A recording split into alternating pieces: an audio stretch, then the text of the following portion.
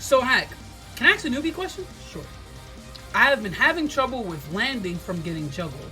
How could I improve on that? Because air dodge is so easily punishable. Well, Stingray, that's a perfect question. Because a lot of people have this problem. And guess what? I'm going to teach you the best way to not get juggled. So, all you got to do is when you're in a situation you're under someone, go to the ledge. That's it. All you gotta do is go to the ledge. Because I'll break it down for you, alright? If you're getting juggled, there's only two options you can really do is like attack or air dodge, right? So the person pretty much has a 50-50 of hitting you again, right? I mean, like, it's either you attack or you air dodge, you're fucked, right? But when you're at the ledge, you have like hella options. You have like 7 or 8 options to choose from. And normal humans can realistically, with good reaction time, can pretty much only do about 3 of them. Which means that's like 3 out of 7 or 3 out of 8. Which is a better percentage than a 50-50.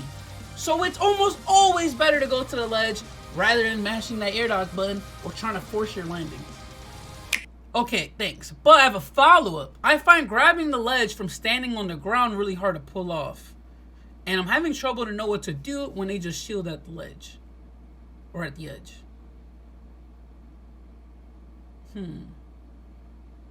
Wait. Stingray says, okay, thanks, but I have a follow-up. I find grabbing the ledge from standing on the ground really hard to pull off. And I'm having trouble to know what to do when they just shield at the ledge. Oh, okay. So you're holding at the ledge. And they're shielding and you don't know what to do. So number 1, you don't get up attack. That's number 1.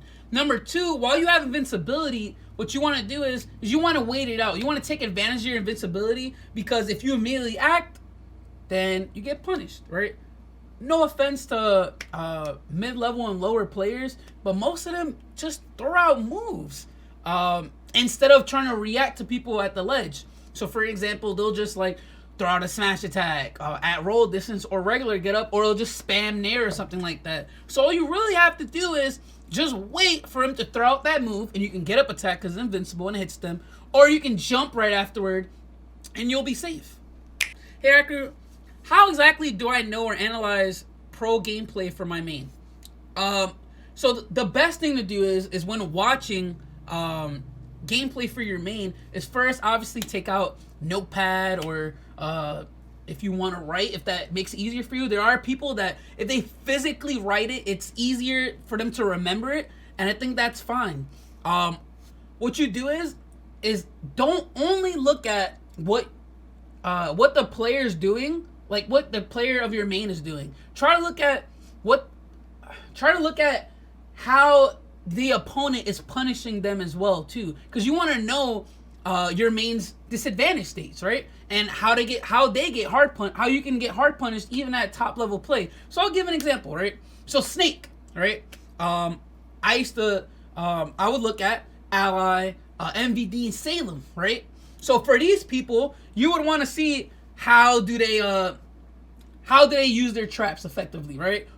How do they zone people out?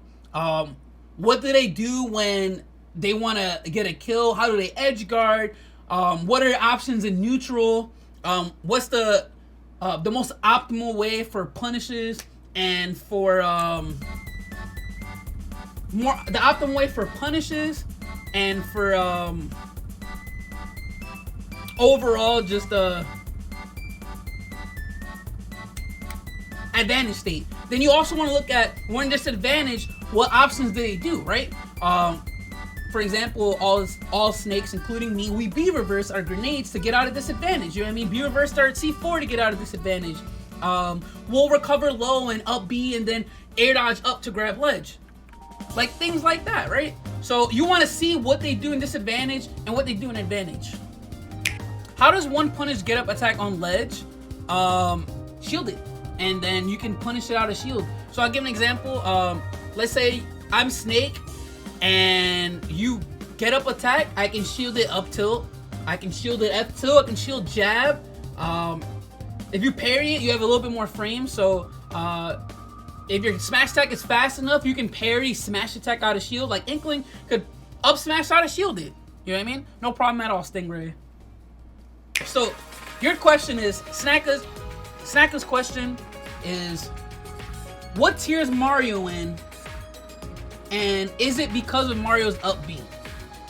So basically, the best way to answer that is, I think Mario is a high tier. I think he's a very good character. I don't think it's just because of his up B.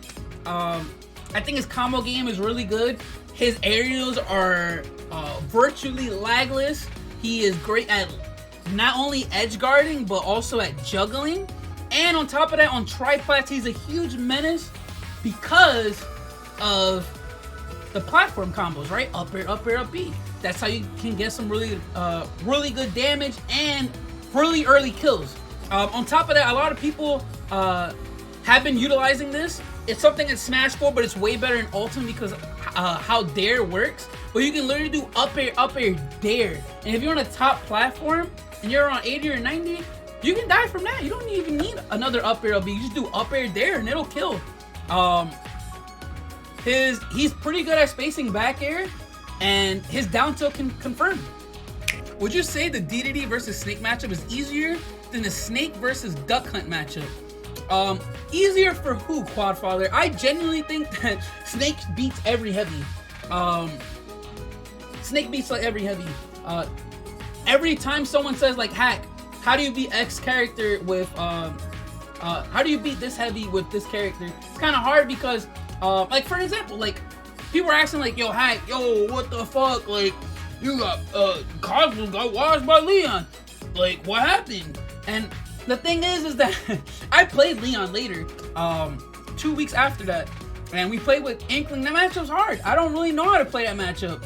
It's hard to give advice on a matchup I don't play, because when I did play him with Snake, which is the character I would go, I fucked him up because it's not because, oh, I'm so much better. I'm so much better with Snake.